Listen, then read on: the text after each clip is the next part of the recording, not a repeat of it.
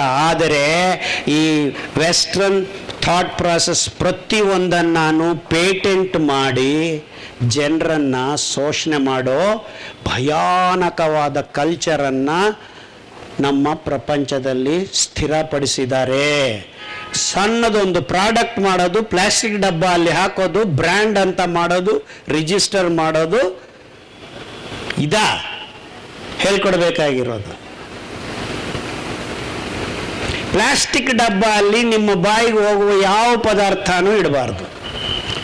ಈಗ ಔಷಧಿಗಳನ್ನು ತುರುಕಿ ಟನ್ನಗಟ್ಟಲೆ ಮಾರಾಟ ಮಾಡಕ್ಕೆ ಹೊರಟಿದ್ದಾರೆ. ಸೊ ನೀವು ನಿಮ್ಮ ಕೈಯಲ್ಲಿ ಹೊರಳಲ್ಲಿ ರುಬ್ಬಿಕೊಂಡು ತಿನ್ನೋದು ನಿಜವಾದ ಔಷಧಿ ತತ್ವಯುದ್ಧ ಆಹಾರ.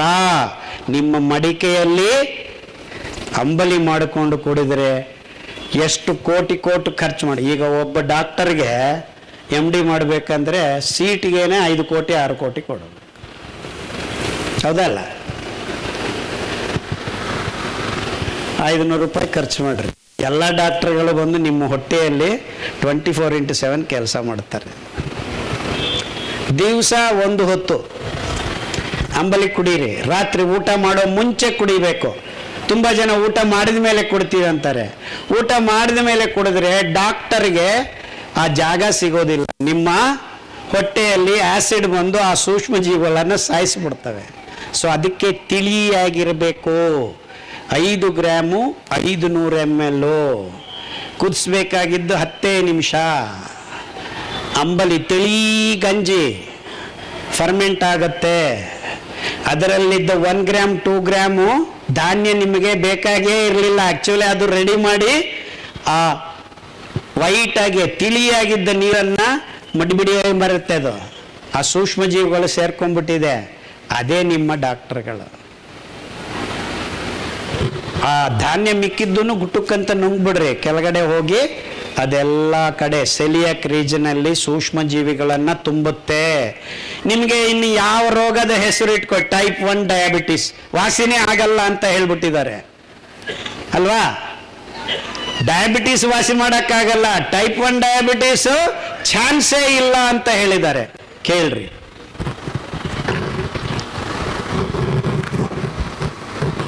ಒಬ್ಬ ಹುಡುಗ ಇದ್ದಾನೆ ನೋಡಿ,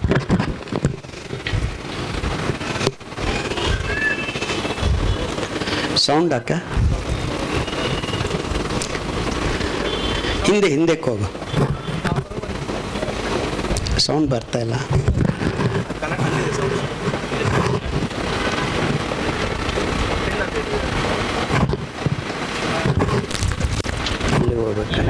In the month of September, all the doctors said that I was supposed to be going to be dependent on insulin for life.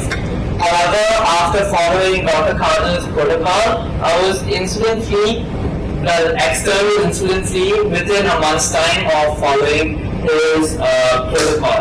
And I'm happy and proud to say that I've not taken external insulin in the past 4 years, and I'm proud to come out and share insights and information with all of you to kind of help you guys get on this path to a healthier lifestyle, Dr. Khanna's lifestyle.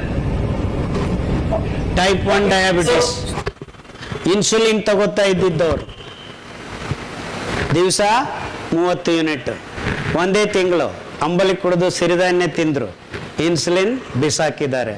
ಈಗ 5 years ಆಯಿತು, ಹಂಗೆ ಆರಾಮಾಗಿದ್ದಾರೆ. So ನಾನು ಹೇಳಕ್ಕೆ ಹೊರಟಿದ್ದೇನೆಂದರೆ, ನಿಮ್ಮ ಗುಲ್ಬರ್ಗ ಇಲ್ಲಿದ್ದ ಎಲ್ಲ type 1 diabetes ಮಕ್ಕಳನ್ನು ಕರ್ಕೊಂಬನ್ನಿ, ಅವ್ರ ತಾಯಂದ್ರನ್ನು 1 ತಿಂಗಳು ಶಿಬಿರ ಮಾಡಿರಿ. 99% of the kids will throw away their insulin. ಯಾರು ಬೇಕು ನಿಮಗೆ? ಒಳಗಡೆ doctor can do that. Doctor Khader also cannot do it. ಅಲ್ಲಿರೋ ಡಾಕ್ಟರ್ಗಳು ಮಾಡ್ತಾರೆ. ಅಂದರೆ ಆ gut microbiome can cure even genetic disorders.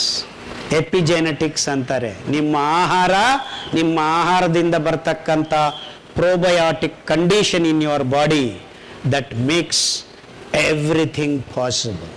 Parkinson's, Alzheimer's, ಇಂಥ ಕೆಟ್ಟ ಕಾಯಿಲೆಗಳೆಲ್ಲ ನೀವು ನಿಮ್ಮ ದೇಹದಿಂದ ವಾಸಿ ಮಾಡೋದಲ್ಲ,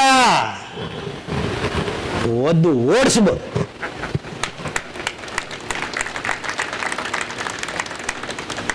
ನೀವು ಲೈಫ್ ಲಾಂಗ್ ಡಾಕ್ಟರ್ ಸುತ್ತಲೂ ಸುತ್ತಾಡಬೇಕಾಗಿಲ್ಲ, ಲೈಫ್ ಲಾಂಗ್ ಡಾಕ್ಟರ್ಗೆ ಬೈ ಬೈ ಹೇಳ್ಬೋದು. ಆಕ್ಸಿಡೆಂಟ್ಸ್ ಆದರೆ ಹೋಗೋಣ ಆಸ್ಪತ್ರೆಗೆ, ನಮಗೆ ಗೊತ್ತಿರಲ್ಲ, so they will take care of us, ನಮಸ್ಕಾರ ಅದಕ್ಕೆ. ಬಟ್ ಅದರ್ವೈಸ್ ನಿಮ್ಮ ಆರೋಗ್ಯ ನಿಮ್ಮ ಕೈಯಲ್ಲಿ ಯಾವಾಗ ಇರುತ್ತೆ ಅಂದರೆ ಈ ನಾರುಯುಳ್ಳ ಧಾನ್ಯಗಳ ಅದ್ಭುತವಾದ ವೈಜ್ಞಾನಿಕತೆಯಿಂದ ನಾವು ಸಂಪೂರ್ಣ ಆರೋಗ್ಯ ಜೀವನಕ್ಕೆ ನಾಂದಿ ಹಾಡಬಹುದು. ಅರ್ಥ ಆಗ್ತಾ ಇದೆಯಾ? ಚಪ್ಪಾಳೆ ತಟ್ಟಲಿಲ್ಲ.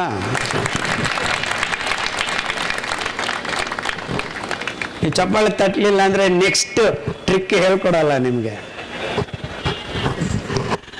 ಅಸೂರ್ಯ ನಾಸ್ತಿ ಆರೋಗ್ಯಂ. ಇಷ್ಟೆಲ್ಲ ಮಾಡಿದ್ದೀರಾ. ಡಾಕ್ಟರ್ ಖಾದರ್ ಹೇಳಿದ್ದಾರೆ, ಮಿಲ್ಲೆಟ್ಸ್ ತಿಂತಾ ಇದ್ದೀನಿ, ಮಿಲ್ಲೆಟ್ ಇಡ್ಲಿ ತಿಂತೀನಿ, ಮಿಲ್ಲೆಟ್ ಬಾದುಷಾ, ಮಿಲ್ಲೆಟ್ ಇಂದ ಬಾದುಷಾ ಮಾಡ್ಕೊಂಡು ತಿಂತಾ ಇದ್ದೀನಿ ನಾನು.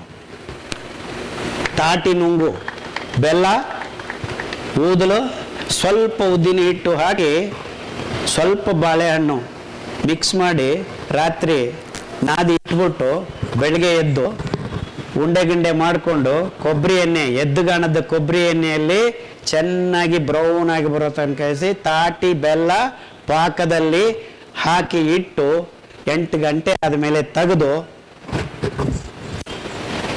ಎಷ್ಟು ರುಚಿಯಾಗಿರುತ್ತೆ ಬಾದುಷಾ ಅಂದರೆ ಡಯಾಬಿಟಿಸ್ ಬಂದವರು ಅದನ್ನು ವಾರಕ್ಕೆ 3 ಸತಿ ತಿನ್ಬೋದು. ನಿಮ್ಮ ರೋಗನೂ ವಾಸಿ ಮಾಡ್ಕೋಬಹುದು. ಡಯಾಬಿಟಿಸ್ ವಾಸಿ ಮಾಡ್ಕೊಳ್ಳೋದು ಅದು ಎಷ್ಟು ಸುಲಭ ಅಂದರೆ ಅಷ್ಟು ಸುಲಭ. ಏನಿಲ್ಲ, 1 ಹೊತ್ತು ಅಂಬಲಿ ಕುಡೀರಿ, 2 ಹೊತ್ತು ಸಿರಿಧಾನ್ಯ ಊಟ ಮಾಡ್ರಿ, ಬೆಳಿಗ್ಗೆ 4 ಇಡ್ಲಿ ಇಲ್ಲ 5 ಪೂರಿ ತಿನ್ರಿ, ಏನು ತೊಂದರೆ ಇಲ್ಲ. ನಿಮ್ಗೆ ಹಸಿವು ಆಗೋದಿಲ್ಲ ಸಾಯಂಕಾಲದ ತನಕ. ಅವಾಗ ಸಾಯಂಕಾಲ ಬಂದು 1 ಲೋಟ ಅಂಬಲಿ ಕುಡಿದು ಮಿಕ್ಕಿರೋದು 1 ಚೂರು ಅನ್ನ ಸಾರು ತಿನ್ಬಿಡ್ರಿ.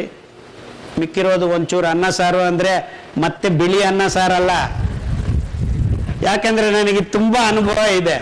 ನಮ್ಮ ಕ್ಲಿನಿಕ್ಗೆ ಬರ್ತಾರೆ, ತುಂಬ ಜನ ವಾಸಿ ಮಾಡ್ಕೋತಾರೆ. 6 ತಿಂಗಳಾದ್ಮೇಲೆ ಬಂದು ಗಂಡ ಹೊರಗಡೆ ಕೂತಿರ್ತಾನೆ, ಹೆಂಡತಿಯನ್ನ ಒಳಗಡೆ ಕಳಿಸ್ತಾನೆ. ಸರ್, ನಮ್ಮ ಮನೆಯವರು ನಾಳೆಯಿಂದ ನಾರ್ಮಲ್ ಊಟ ಮಾಡ್ಬೋದಾ ಅಂತ ಕೇಳ್ತಾ ಇದ್ದಾರೆ ಅಂತ. ಅಂದ್ರೆ ಅಲ್ಲಿ ತನಕ ನಾನು ಅಬ್ನಾರ್ಮಲ್ ಊಟ ಮಾಡಿಸಿದ್ದೀನಿ. ಈಗ ಅಕ್ಕಿ ಗೋಧಿ ತಿನ್ನೋದೇ ನಾರ್ಮಲ್ಲು ಅನ್ಕೊಂಡಿದ್ದಾರೆ. ಇನ್ಫ್ಯಾಕ್ಟ್ ಪ್ರಪಂಚದಲ್ಲಿ ವೈಜ್ಞಾನಿಕವಾಗಿ ಅಕ್ಕಿ ಗೋಧಿ ದೇವರು ಬೆಳೆಸಿಲ್ಲ, 3% ಬೆಳೆಸೋದದು. 97% ಬೆಳೆಸ್ತಾ ಇರೋದು ಸಿರಿಧಾನ್ಯಗಳೇ. Millets are the staple food of the whole planet. ಅದನ್ನ ಈ ಕಂಪನಿಗಳು ಈ ರಾಸಾಯನಿಕ ಗೊಬ್ಬರಗಳ ಅಬ್ಬರ ತೋರಿಸೋದಕ್ಕೆ ಇಡೀ ಮಾನವ ಜಾತಿ ಈಗ ತಿಂತಾ ಇರೋದು ಅಕ್ಕಿ ಗೋಧಿ. ಇದರಲ್ಲೇ ಇದೆ ಭಯಾನಕವಾದ ಅವೈಜ್ಞಾನಿಕತೆ. ಅದಕ್ಕೆ ನಿಮಗೆ ರೋಗ ಬರ್ತಾ ಇದೆ ಅಂತ ನೀವು ತಿಳ್ಕೊತಾ ಇಲ್ಲ, ಈ ತಜ್ಞರು ಹೇಳಕ್ಕೆ ರೆಡಿ ಇಲ್ಲ.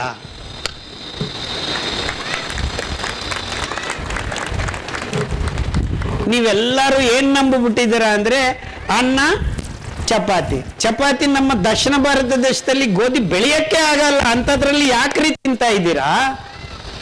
ಆಯುರ್ವೇದ ಪಂಡಿತರೆಲ್ಲ ಈಗ ನಾವ್ಯಾಕೆ ತಿನ್ಬೇಕು ಮಿಲ್ಲೆಟ್ಟು, ಗೋಧಿ ಯಾಕೆ ತಿನ್ಬೇಕು ಅಂತ ಕೇಳಲಿಲ್ಲ ಇವರು. ಅದನ್ನ ಪಾಟಿಗೆ ತಿಂತಾ ಇದ್ದಾರೆ. ಇಲ್ಲ, ನಿಮ್ ಸುತ್ತಮುತ್ತಲಿರೋದೇ ತಿನ್ಬೇಕು ಅಂದ್ರೆ ಗೋಧಿ ಯಾಕೆ ತಿಂತಾ ಇದೆಯಾ? ಸೊ ನಮ್ಮ ಸುತ್ತಮುತ್ತಲು ಬೆಳೆಯತಕ್ಕಂಥ ಪದಾರ್ಥಗಳೇ ನಮ್ಮ ಊಟ, ನಮ್ಮ ಔಷಧಿ ಅಂತ ಚರಕ ಮಹಾನುಭಾವರು ಯಾವಾಗಲೂ ಹೇಳಿದ್ದಾರೆ. ಎಲೆ ಸೊಪ್ಪು, ಕಂದಮೂಲ, ದವಸ ಧಾನ್ಯ, ಇದು ಸಂಪೂರ್ಣ ಆರೋಗ್ಯದ ಗುಟ್ಟು. ಅಫ್ಕೋರ್ಸ್ ಅದರ ಮೇಲೆ ಒಂದು ಸೂರ್ಯ ನಮಸ್ಕಾರ ಬೇಕೇ ಬೇಕು. ಸೂರ್ಯ ನಮಸ್ಕಾರ ಇಲ್ಲದೆ ನಿಮ್ಮ ನಿರ್ನಾಳ ಗ್ರಂಥಿಗಳು ಪ್ರಚೋದನೆ ಆಗೋದಿಲ್ಲ. ಜೀವ ರಾಸಾಯನಿಕ ಪ್ರಕ್ರಿಯೆಗಳ ಆರಂಭ ಕೊನೆ ನಿಮಗೆ ಸೂರ್ಯನಿಂದಾನೇ ಆಗಬೇಕು. ಸೊ ಪ್ರತಿಯೊಬ್ಬರು ಕಡ್ಡಾಯವಾಗಿ ಸೂರ್ಯ ಉದಯ ಆಗುವ ಮುನ್ನ ಒಂದು 15 ನಿಮಿಷ ಹೊರಗಡೆ ಹೋಗಿ, ಈಗ ಸೂರ್ಯ ನಮಸ್ಕಾರ ಝೂಮ್ ಮೀಟಿಂಗ್ ಅಲ್ಲಿ AC ರೂಮಲ್ಲಿ ಹೇಳ್ಕೊಡ್ತಾ ಇದ್ದಾರೆ. ಅದೊಂದು ದೊಡ್ಡ ಅನಾಹುತ. ಅರ್ಥ ಆಗ್ತಾ ಇದೆ ನಾನು ಹೇಳೋದು? ಸೊ ಸೂರ್ಯ ನಮಸ್ಕಾರ ಎಲ್ಲಿ ಮಾಡಬೇಕು? ಯಾವ ಕಡೆ ತಿರುಗಿರ್ಬೇಕು ನೀವು? ಯಾವ ಕಡೆ ತಿರುಗಿರ್ಬೇಕು? ಪೂರ್ವ ಕಡೆ ತಿರುಗಿರ್ಬೇಕು. ಅಂದ್ರೆ ನಿಮ್ಮ ಕಾಲು ಪಶ್ಚಿಮಕ್ಕೆ ಇರಬೇಕು. ಎಕ್ಸಾಕ್ಟ್ಲಿ. ಈ ಕೊನೆಯದಾಗಿ ನೀವು ಈ ತರ ಮಾಡಿದಾಗ ಆ 7 ಡಿಗ್ರಿಯಲ್ಲಿ ಅದ್ಭುತವಾದ ಆರ್ಕ, ಕಾಷಾಯ ಬಣ್ಣದ ಆರ್ಕ, ಇದು ರೀತಿಯಲ್ಲಿ ಹಿಂಗೆ ನೋಡಿದಾಗ ಇಡೀ ಮೈಯಲ್ಲಿ ರಕ್ತ ಚಾಲನೆ ಎಷ್ಟು ಅದ್ಭುತಗಳನ್ನು ಸೃಷ್ಟಿ ಮಾಡುತ್ತೆ ಅಂದರೆ ಎಲ್ಲ ನಿರ್ನಾಳ ಗ್ರಂಥಿಗಳು ಪ್ರಚೋದನೆಗೊಳ್ಳುತ್ತವೆ.